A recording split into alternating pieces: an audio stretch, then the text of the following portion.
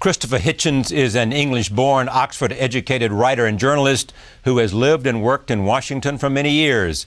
He is well known for his wit, his sharp arguments, and strong opinions on religion, politics, and especially the war in Iraq. David Brooks of the New York Times says there are few people in this country who bring such a literary perspective to political and policy controversies. And here's what his friend Martin Amos said on this program this week. When we met, it was a sort of like the lightning stroke. Really? Yeah. It was, I thought, here's someone who knows exactly what I think and feel about everything, and I think he thinks that about me too, as if our sensibilities and our minds were somehow interchangeable. But a romantic friendship from the start. Also, here are some excerpts from his appearances on our program. It's not for everybody. Not everyone wants to always be an awkward cuss or out of step or against the stream. But if you do feel that the consensus doesn't speak for you, if there's something about you that makes you feel that it would be worth being unpopular or marginal for the chance to lead your own life and have a life instead of a career or a job, then I can promise you it is worthwhile, yeah. Half the time when I was arguing with the so-called anti-war movement, they would say their reason for opposing the war was that if it began, Saddam Hussein would obliterate huge numbers of Americans and Israelis and neighboring countries by his weapons of mass destruction. That was their case for peace, that he had the weapons. So now, in other words, people have to take part in their own deception. The worship of non-existent entities, the attempt to derive morality from the supernatural. All of that is more, I think, than mistaken or irritating. It's becoming actually very menacing now. The people who think they have permission of that sort from the heavens are trying to kill us. Or sometimes more mildly insisting that our children be taught nonsense in schools, or telling us that AIDS may be bad in Africa but condoms are much worse, or stem cell research shouldn't be done, but wherever you turn, if you find this a barbaric foe, you'll find that this person is giving himself religious permission. Yeah.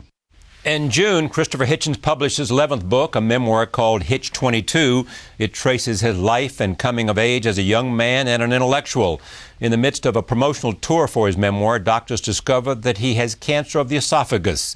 He canceled all engagement and is undergoing chemotherapy and other treatments. In a brilliant column in Vanity Fair's September issue, Hitchens describes the experience as, quote, taking me from the country of the well across the stark frontier that marks off the land of malady.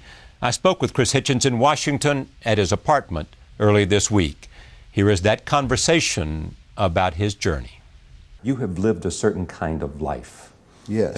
Engaged by alcohol, cigarettes, sex, politics, ideas, books.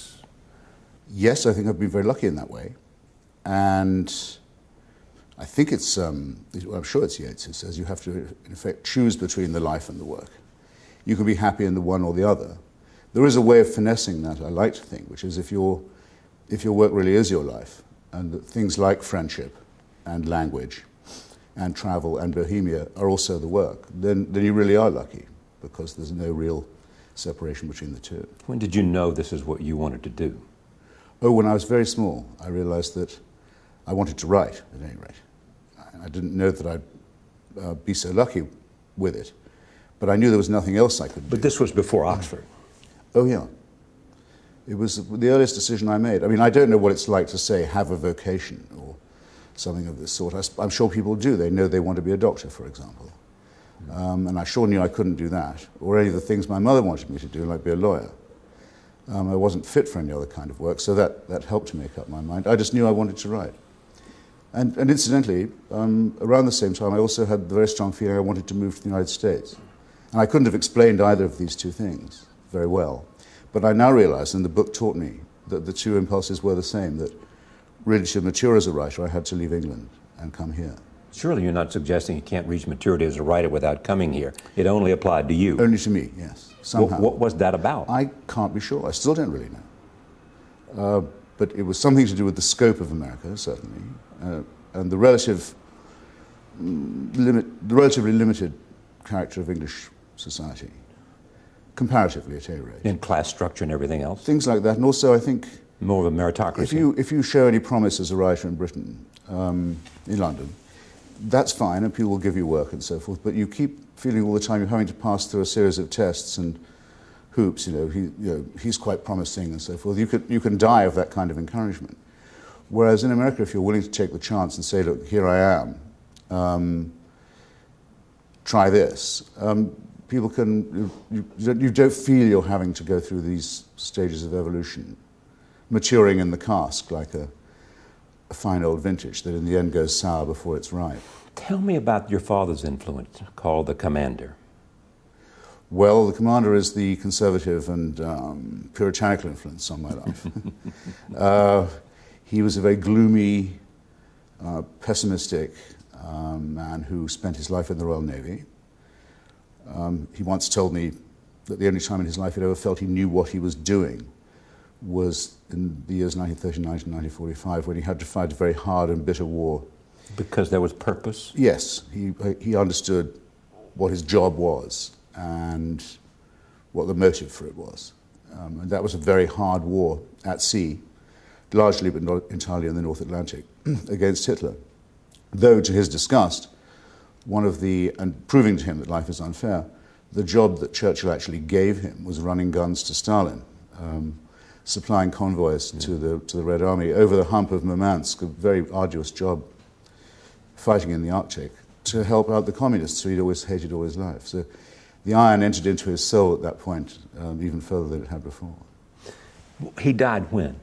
He died in 1988. So he knew what you had become, and he knew some of your early revolutionary fervor. Sure, and he would have still wanted to know when I was going to get a serious job, I think. You would say.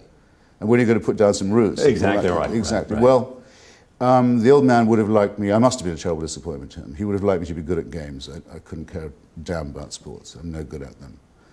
Neither observing or playing? No, not interested. Not good at the things he was good at. He was good at physics and chemistry and math. I'm not good at any of these things. Would rather go off to the library and read a book, that sort of thing. Wasn't a conservative, to say the least of it. Your extraordinary wife sitting here in this room once said about you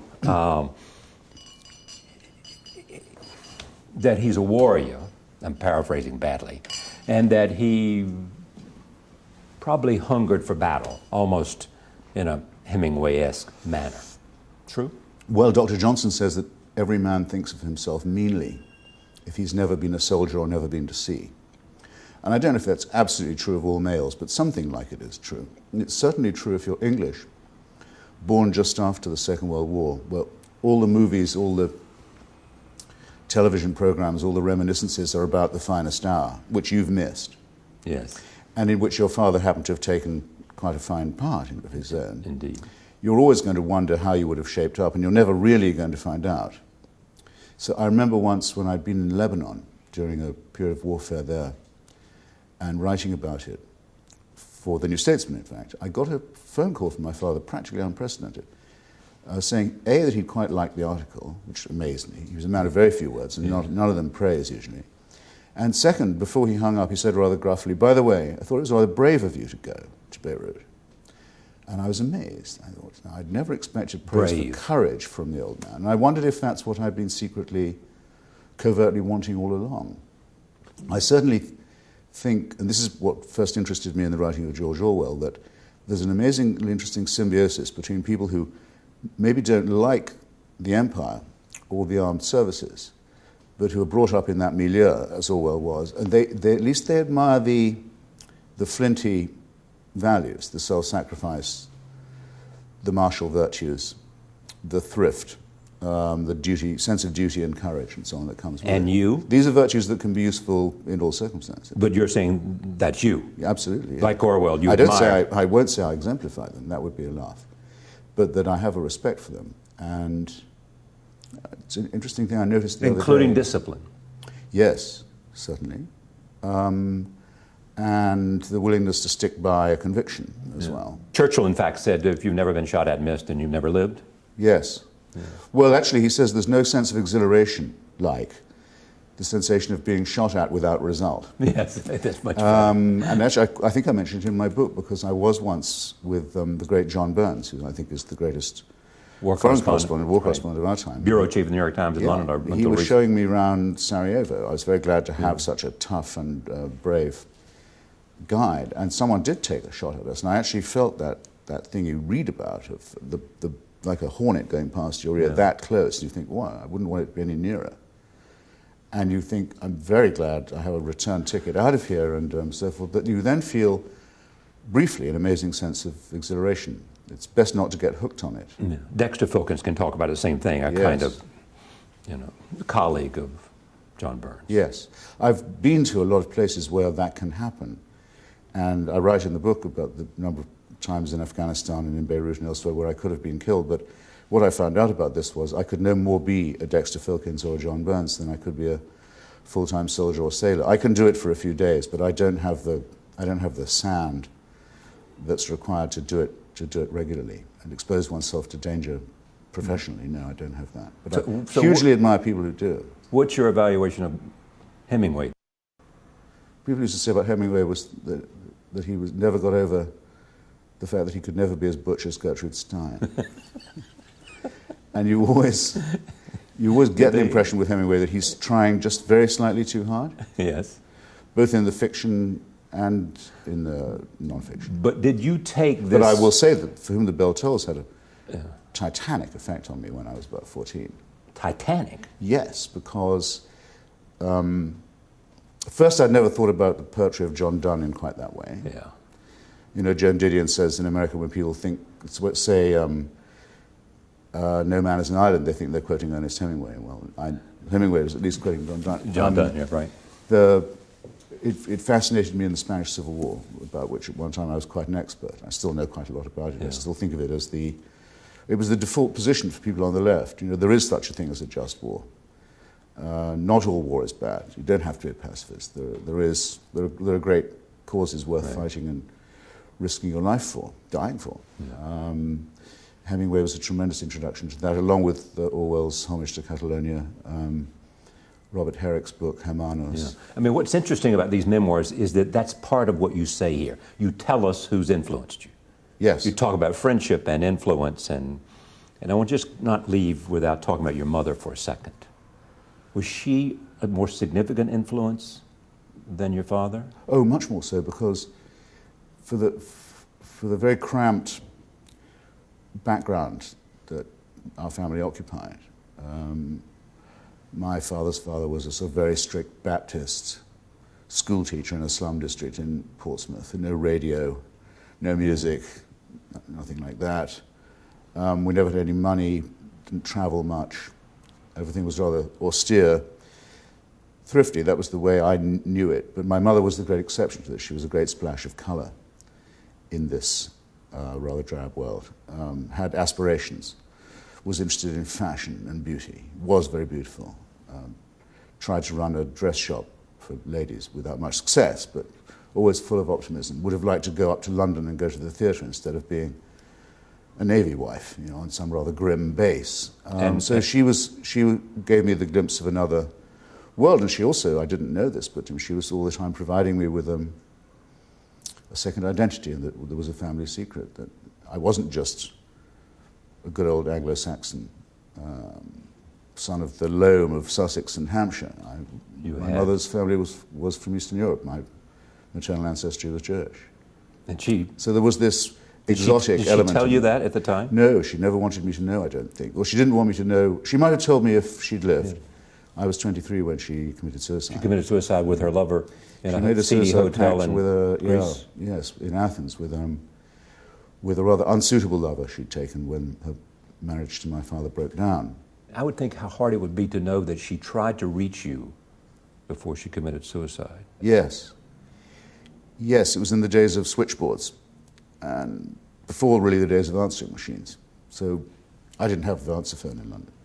I just moved there. I was just And you wouldn't have been in anyway. And I wasn't in anyway. Yes. Yeah, that's right. And I felt that rather keenly when I looked at the hotel switchboard records and I saw she'd been trying my number, and I could never, still have not lost the feeling that if I picked up and just heard her voice, or she'd heard mine, she might have had a second thought or two.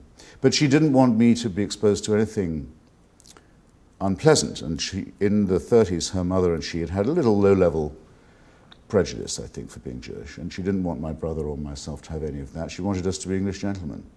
I'm sure she would have told me if an she'd English lived. gentleman. Yes, well, you'd be the judge of how well that worked out. But, Yes.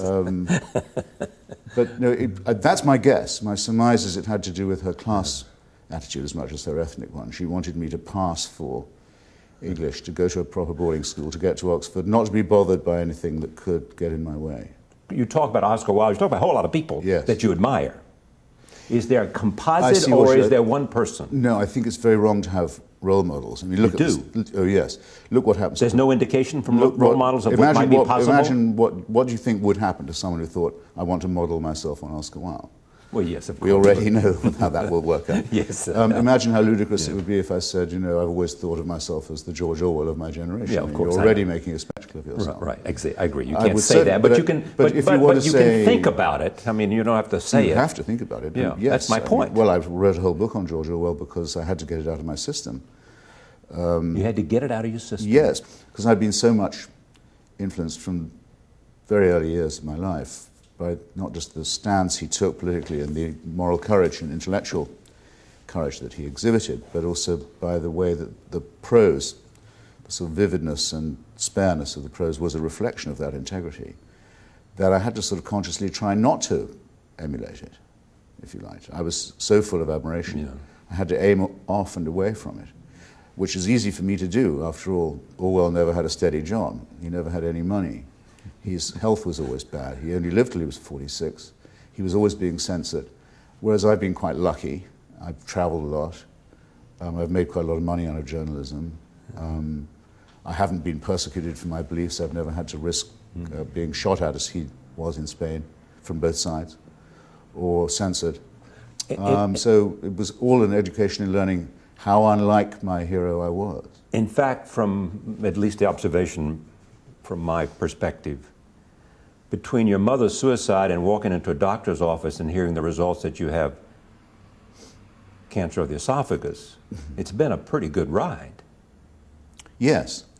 And if I had known I was going to live this long, I'd have taken much better care of myself. If you had known that there was a possibility of getting cancer, you would never have you've never smoked a cigarette, you would have never drank or consumed the amount of liquor you consumed.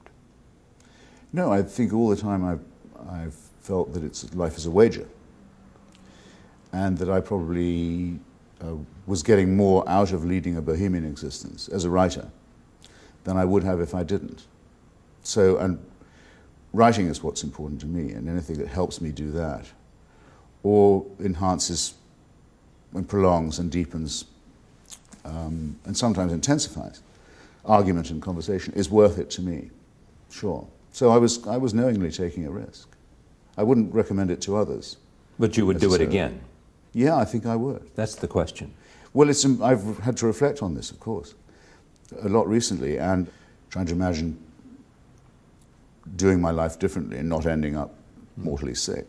But it's impossible for me to imagine having my life without going to those parties, without having those late nights. You just can't even without visualize those what it would be doses, like. no, without that second bottle. And so that the argument with Edward Said could go on, or not that he would be drinking that much, he liked glass, or the amusing exchange of limericks with Martin Amis could go on for another hour, that kind of thing. I wouldn't cut any of that out. No.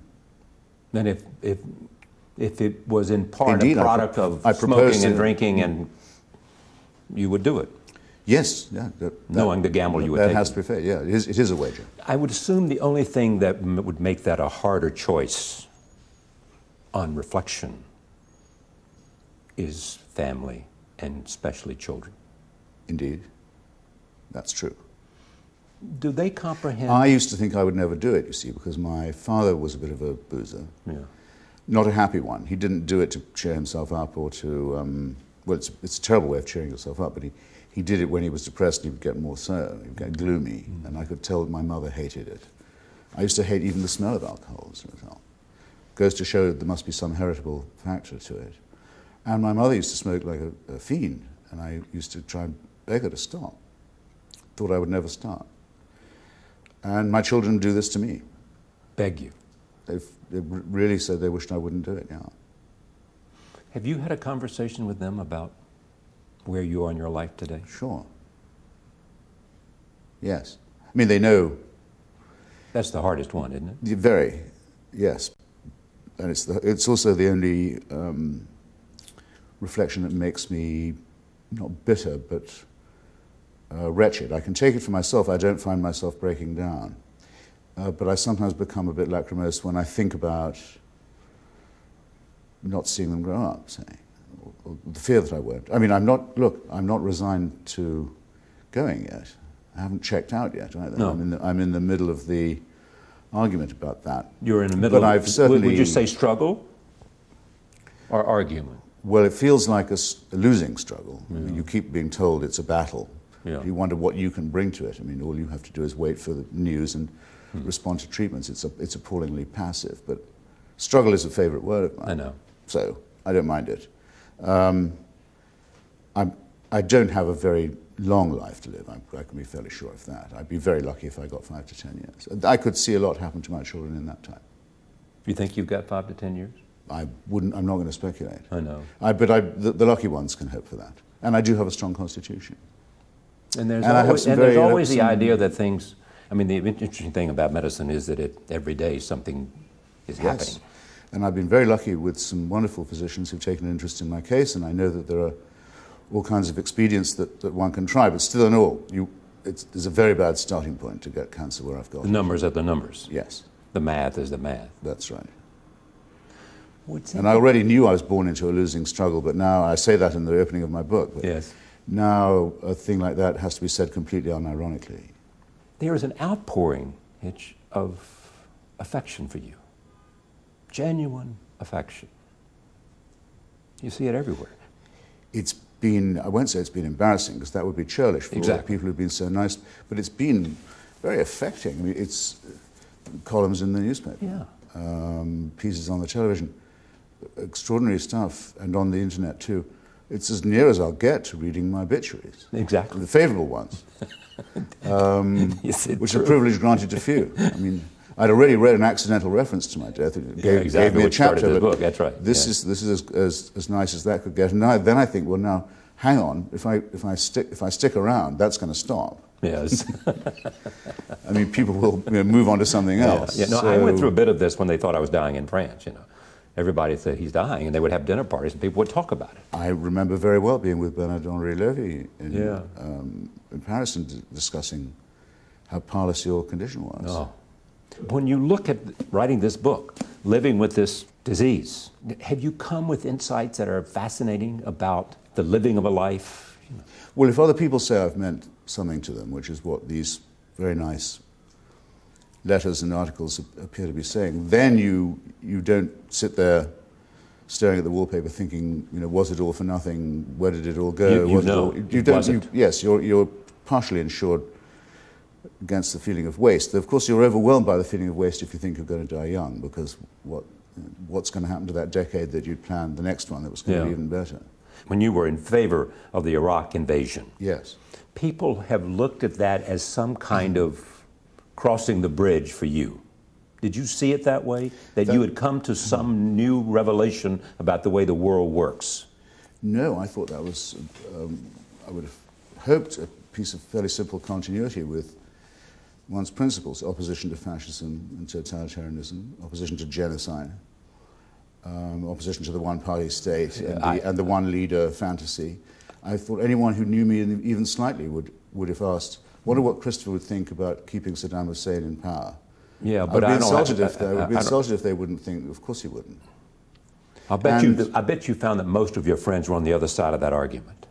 No, I didn't. In fact. Is that right? But I found that a good number of them were, and were indeed, prepared to go to great lengths to make claims about Saddam Hussein that weren't true, such as that he was a secularist and so forth.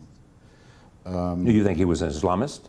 He certainly, in the years after the terrible war with Iran, the last decade or so of his regime, the Ba'ath Party completely transformed itself into a jihadist organization of propaganda and action too, yes.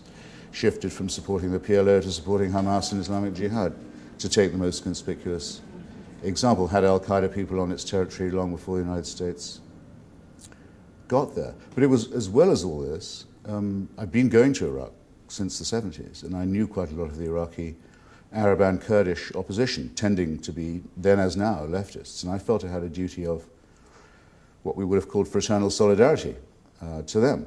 You can't abandon your comrades, and they were struggling against this most unbelievably vicious and pornographic regime. I thought they deserved our support. And I'm very glad they got it. And do you think history will judge the overthrow of Saddam Hussein and the consequences of that? In what way? Well, Iraq now has a chance, at any rate, to have a federal constitution where the disputes between its federal constituents, roughly speaking the Sunni, the Shia, and the Kurdish, are solved at an electoral and parliamentary level, to recover control over its own oil resources, to have a free press, to have autonomy for the Kurdish minority, the largest minority in the Arab world, which was subject to a genocidal campaign, very nearly succeeded as little as 15, 20 years ago. Could that have happened without the overthrow of Saddam, and might it have happened in a natural flow of events? And did it come at a cost that was perhaps on balance larger than... The cost is horrifyingly high, and I describe some of this. There's a whole chapter on it in the book. But I think the cost of it comes from having put off the confrontation.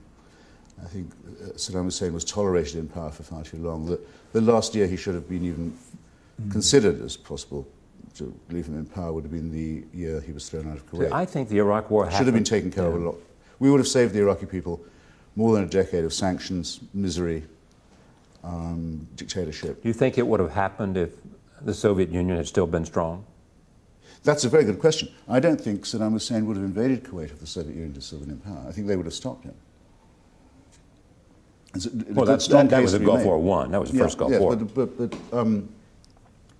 But by analogy. Incidentally, I have a feeling the Soviet Union might even have restrained Milosevic in Bosnia as well. One of the consequences of the end of the Cold War was that a lot of small, vicious local totalitarianisms became suddenly rather more powerful than we had realized they would be. North Korea is another example. So the Soviet Union was exercising some kind of positive influence over these sort of client states? I'd still say negative, but it was a restraining influence. Yeah. A restraining, okay. It was their armorer, it was their paymaster, it was the trainer of their secret police. None of these things were positive, but in return, it didn't expect them to launch mad adventures that upset the international order. Are you convinced, just for a small moment of history, that Saddam, if he'd been not challenged in Kuwait, would have gone all the way into Riyadh? No. You're not? No, I don't think he had the smallest intention. It was just territorial then? I think he wanted to complete what he thought was the national outline of Iraq. He always thought Kuwait was a missing province. That was a long nationalist demand. Also gave him control of an enormous amount more of the Earth's oil resources, and he was by then within measurable distance of having a nuclear weapon. With those resources, he would have turned not on the Saudis but on the Iranians. That's what those weapons were going to be used for. Those are the people, apart from the Kurds who live in Iraq, those were the people Saddam did use as weapons of mass destruction on. The Persian enemy is the historic one for Iraqi nationalists. Is the guiding principle here for you that's come out of the life that you have lived freedom? That would be a rather grandiose thing for me to say for myself, but I'd rather say, and I do say, lay claim to it in the book, to be consistently anti-totalitarian. So in fact... What's the difference? Well, narrow but deep. It's to say that, in fact, the utopian idea that humans can be hammered into another compulsory shape isn't a utopian idea. It's a fantasy. It can't actually be brought about, but a terrible amount of damage and misery can be the result of the attempt. And the temptation has to be resisted in small ways as well as in large ones. And that the possibility of coexistence between open societies and totalitarian ones doesn't really exist. There will be a fight. And I would rather it was picked on our terms than theirs. What do you think of President Obama? Well, I think about him quite a lot. He makes one think, unlike some presidents. And one of the things he makes me think is, I wonder how he thinks. I'd give a lot to know. He appears to be quite cerebral, and he appears to set quite a lot of store by that feeling that he's not really fueled by the emotions, that he solves his problems with his mind, that he's an intellectual. And I like that, and I like the evidence. You like that in a leader? Yes, but it can be a big disadvantage in that he sometimes gives me the impression that he thinks that a lot of important disagreements arise out of misunderstanding, cultural misunderstanding, say. Yeah. In fact, since we're talking about it, Iran is one of the occasions where I worry about that. It's as if he feels that our rather ragged and jagged history since the American interventions in Iran of the 50s and so forth, the fact that we have different religions, that we have different culture, these explain the difference between us on things like the nuclear weapons or the export of violence. And what do you think explains the difference between us? A theocratic dictatorship in Iran that core beliefs that wants to tyrannize and own the Iranian people, in fact, that does claim in its ideology that it is the owner, it is the parent of all the Iranian people. In other words, a totalitarian system, which is fueled by this ambition, which is also in its constitution, to spread that idea and push outwards by the export of violence. In other words, a regime with which a confrontation is inevitable. It's not to do with the fact that we don't fully understand the emotions of Shia Islam. Have you ever had a conversation with him? With the president? Yes. No. No, I know I've met some of his people, his associates. I think I know the sort of politics that he exemplifies. I've read a lot of his stuff. I admire him as a writer, I have to say. I like his humor. I like the way that he's rather self-deprecating. He understands he's been lucky. So on balance, your assessment of him, other than the fact that you like a thinking president, is what? That he's a possibly very weak guy indeed. Really? Yeah. Weak guy indeed. Yes, because I think if you wanted to maximize the likelihood of a bad outcome, I would say to double or ostensibly to double the number of troops in Afghanistan while announcing the date by which they'll start to withdraw probably would be the quickest way of ensuring that the Afghan population already begins to make other arrangements for itself, which don't include your continued presence in the country. Has time made you more or less admiring of Bill Clinton? Certainly not more. I'm not sure it could have been any less. Really? Yes. You had that much. It's visceral, if you like. It is. Yes, what is the visceral? I've interviewed some of the women whose stories never quite made it, who claimed that he'd forced himself on them. I think they're telling the truth. I thought that his... That's unimaginable to you, isn't it? Yes. I know, because... Yes, or that I'd have a friend who was... Yeah, exactly. Male it's unimaginable because the idea that you have been so lucky or fortunate or successful. Well, now, I'm not sure I saw that coming. I've been looking for an opportunity to express it. And I had a better way, but I think even the most modestly equipped of men should get used to the idea that if they're going to enjoy female company, it better be on their own merit. Yeah, exactly. So what's the visceral attitude about Clinton? I thought that George Stephanopoulos was essentially right when he realized that the man was sociopathic. Other people don't have a real existence to Clinton. I mean, he only cares about himself. Yeah. I thought that was so obvious and so reptilian and so damaging to politics. That seems to be, in the end, history is what fascinates you the most. Mm. The making of history. Yes, and having a sense of what goes into making that. Yeah, absolutely. And what you have said before is the idea that you influence history is the most intoxicating of things. Yeah, it's the great temptation. People think about their legacies. People say this is a historic moment. they forget, that as Hegel says, it's only when the owl of Minerva has taken wing that you can make any judgment about history. It's only when the epoch is over that you can make any judgments. If you say you are changing history, you're probably not. You may possibly be changing your own. So when you think about legacy yourself, at moments of reflection, here, illness, where does it lead you? Do you know, I refuse to do it. I've decided I'm going to forego that. Forego that in your own mind, or forego that in conversation? I think it's... In both? Yes, in both. I'm not going to think about myself. I think it's too Napoleonic, it's too grandiose. I mean, that's another strain that runs in it. You've said things here in conversation with me throughout this conversation. There's a certain sense of modesty. Well, I've got a lot to be modest about. I say in my book I'm very proud of having done a couple of things. One of them is sticking by the Iraqi and Kurdish opposition to Saddam Hussein during some very bad years when they were being massacred. And they needed their friends, and I hear from them now, and they consider me to be one still. I'm proud of that. I'm not going to overdo the modesty, believe me. I'm also very proud, I have a chapter on this too, having been a friend of Salman Rushdie's during the time of the fatwa, when he was on the run, when not only did a friend need his friends, but when a very important principle, the whole principle of free expression, needed to be defended against the most direct, thuggish possible challenge. I mean, a death threat backed by death squads from the theocratic leader of a foreign state. And when a lot of people didn't show too much stomach for that battle. That was a very educational time in my life. They were weak of spine. Yes.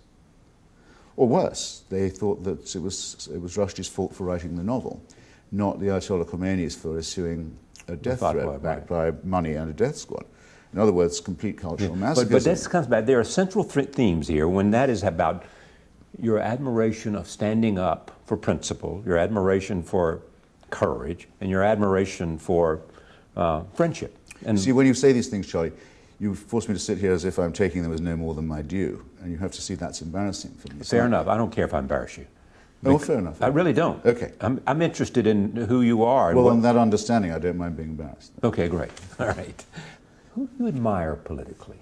I really think that people who look for heroism and so on among politicians are probably looking for love in all the wrong places to begin with. And it's a thing to avoid. But at the risk of embarrassment, I would say that, very aware of a lot of his flaws, I'm quite a strong admirer of Tony Blair's. I think he was a man really prepared to take risks for points of principle. I think he did 2 or 3 very important things on that basis. One was to save Sierra Leone from the Liberian invasion, the hand loppers and blood diamond merchants who were invading Sierra Leone. Decided there was going to be another Rwanda. No one was doing anything about it. The UN was doing nothing about it. The Sierra Leoneans appealed to Britain. Blair said, all right, we'll send the boys. And we smashed the RUF, this gang, and drove them back into Liberia, got rid of Charles Taylor into the parliament. Very good. Pressed Clinton to hang tough over Kosovo. Made an early speech saying that the next confrontation would have to be with Saddam Hussein. That was in 1999. Repeatedly said, we can't coexist with totalitarian ideologies or regimes. And lost his career and his reputation on it, largely. It was principle. He could have retired after 10 years, the first time a Labour Prime Minister had ever served for a decade, as a really popular, really successful politician. And he retired absolutely covered in spittle and pursued to this day with the most unbelievable defamation and calumny and slander that will haunt him beyond the grave. Here is something I admire deeply about you too, is the notion of friendship. You form bonds with Martin Amis, Julian Barnes, Ian McEwan, and others. I've been very lucky with my contemporaries, I think. They taught me how to write. They taught you how to write? Well, more important perhaps, how not to write. I was a rather didactic, rather polemical writer when I first got to know them. I was writing for the cause, rather. I wasn't paying very much attention to style. They pointed out to me, it can be enjoyable to read and write things, as well as a duty to do so. Introduced me to writers I hadn't appreciated enough like Nabokov, for example, broadened my outlook, deepened my feeling for language, as well as providing me with a wonderful context of, yes, amusing friendship. Yeah, great. I forget who says repartee it. and dinner and in common experience. Yes, and one or two common struggles, as in the one to defend Salman, which it absorbed a lot of our energy for quite a few years. Because here was a case of not just a good friend needing his friends, but a very important principle needing to be defended. And because my family background was rather small and didn't last very long, was rather constricted. When I read, I think it's a man called Hesketh Pearson who first said it, the definition of friendship is it's God's apology for relations. God's apology for family. I thought, yeah, I know what he means by that. This is family to me. It is family. Yeah. Now, are you all equally close, or are you closer to Martin than others, or is it just? Well, we're all English originally, so Yeah. it's considered extremely embarrassing to talk about. All right. Intimacy in that kind. One doesn't. The But whole thing is, if you have to say it, then probably there's something terribly wrong. Here you write your memoir, and you do not fail to put in several sexual experiences with men. None of the above. It's almost a cliche, and many Americans think it's more than that. Yeah. That's a formative thing with young Englishmen who go to. They do, exactly. I've been told I think most of them think we never completely get over it. It can be got over, I can assure you, but it can also be very powerful at the time, emotionally. You're young, you're unformed, you're churning, you're surrounded by Latin poets who write about homoerotic love. It's pretty amazing if something doesn't kindle. And the point I think I want to make, decided for that reason to include these things in the book, is that it isn't a form of sex as well, or only, it's a form of love, and needs to be understood in that way. So at a time when there's a lot of attempt to criminalize or defame homosexual behavior, I thought I might speak up that far about it. Do you have any reluctance to do it in any way, for any reason? No. I don't put in any names. Right. I don't feel I have copyright in anyone but myself. Which leads me to a larger question. What's not in here? What is it that is part of who you are that's not here? I specifically say at the beginning, I have a special little note, a warning. Yes. Saying if that's what you're interested in, you'll be disappointed, because No, you do say I only have copyright in myself first. It's not, I can't really commit other people's stories to enhance my own, unless they're already public figures in some way. And the book is supposed to be about a journey of ideas and experiences and battles over ideology and principles. It's not a racy memoir of myself. It's not a tell-all about my No. On the other Maybe hand... now will be the time to beguile the weary hours by doing that. Well, why not? Yes. Yes, please do now. Bring some comfort to those chemotherapeutic evenings. Some of the more interesting observations... I can't tell you how little like sex I feel like talking about. Well, I understand that. I've never felt so unmanned in my entire life. Back to living with cancer. Yes. What's the worst part of it? Is it puts some sense of mortality in your focus?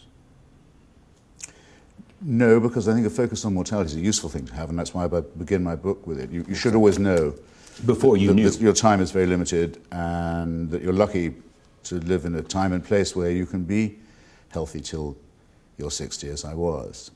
Most people in history have never had a chance even to hope for a thing like that. Indeed. So no, for the avoidance of hubris, I think it's good to have a sober feeling of the presence of death. But did you only get it when you got to 59 and 60?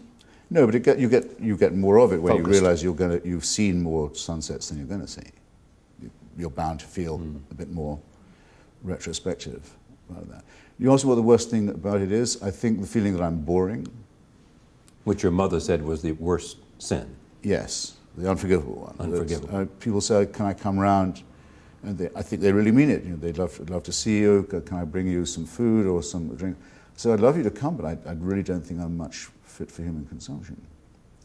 I hate that feeling very much.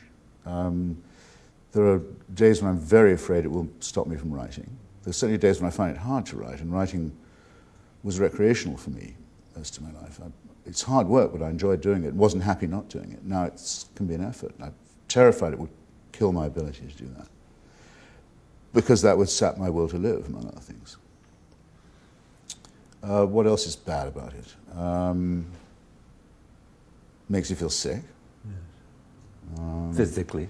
Makes, yeah, time passes very slowly. You feel your time is being, everything takes a long time. So you never get the feeling you've done a full day's work. If you've done anything at all, you're pleased. So your standards fall. Yeah, and bored.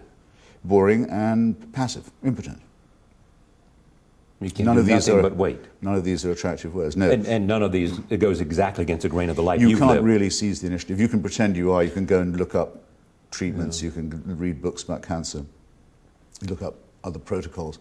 Feel you're trying to steal a march on the thing, which I can't help feeling I'm fooling myself. You're not stealing a march. Well, you're not getting, you're not turning the tide on it. You're not. The initiative is still with the tumour. It's rather dictating terms. Do you think about how death happens? Yes. What it's like? Yes. In my book, I say that I want to be conscious for it. You want to be conscious? Yes, that it's an experience. It's yet another experience. I don't want to miss anything that counts as experience. Would like to sort of see it coming, have some remark perhaps to make about it. That's very qualified when you think of how painful a cancer death can be, where you might lose your ability to make an observation or really to be taking in the situation at all. Are you trying to find everything you possibly can about your cancer? Yes, without becoming someone who hasn't got anything else to do, to talk about, read about. I mean, most of my reading is not about that. I try and keep reading. I'm reading Saul Bellows' letters at the moment. Why? Well, because they've just come out, and they've never been collected before, and because I knew him a bit and wrote quite a lot about him, it's wonderful to be reading about that. I'm reading Mark Twain's autobiography, long delayed, terrific. I read Hans Verlade's novel about the tiny resistance family in Berlin in the 1940s. What recent books have influenced you the most, do you think? Recent ones? Especially at times like this, I tend to go back to the old ones, I have to say. I'm not any more up on the new books than I am on, say, new films, which interest me less and less as well. Keeping up to date seems less pointful in that way. Everybody wants to know the following answer. Has any of this caused you to have any change of your ideas or opinions about religion? No. Why could it possibly do that? Because of the old maxim that there are no atheists in foxholes. Well, there I already know from my own experience and from other people's, because I've several times been in positions where I've thought, I'm not going to get out of this. I describe a couple of them, one in Beirut, one in Afghanistan. Right. Where at least it looks bad. It's never crossed my mind to resort to incantations or entreaties at that point. And I know a lot of soldiers and others who say the same. It's simply not true. No one seems to know where this silly adage comes from, but it's definitely false. Anyway, even the small point that it contains is what? It's people saying, maybe an exception to the general rule will be made in my own case. Well, that's pathetic, isn't it? No exception's going to be made in my case, as I've always known. On the other people hand, who say, well, if you'd only give up the principles you've been attached to for a lifetime, you might impress God that way. The likelihood that intercessionary prayer or things of this kind are going to make a difference to you. Whether you're healthy or ill seems to me to be nil. And you say about those people who are having prayer vigils and whatever they're going to do on September 20th, one great united prayer, you say to them, if it makes them... They have my blessing if it makes them feel better, yes, absolutely. I don't want to be churlish about it. I mean, I've had a lot of very nice letters from people who say, since it's you, I won't pray for you, because they think I might mind. But I mean, anyone who's kind enough to express sympathy. I'm not going to sneer at them. No, that would be cheap. But there is a long history, very unattractive history, of religious people going around claiming that non-believers reconsidered everything at the last and were received into the bosom and so forth. And this has involved the fabrication and telling of lies about Thomas Paine, David Hume, Voltaire, Darwin, the circulation of real slanders. And I think it's a disgraceful advantage to want to take of people, too.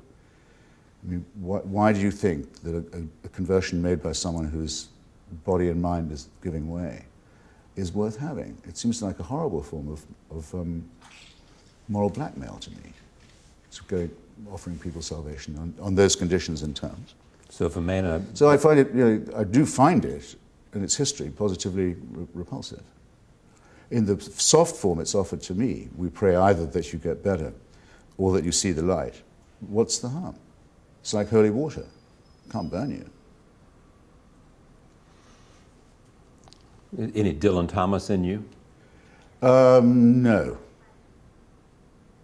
No, because what's to be enraged about? It's a very necessary thing. The end.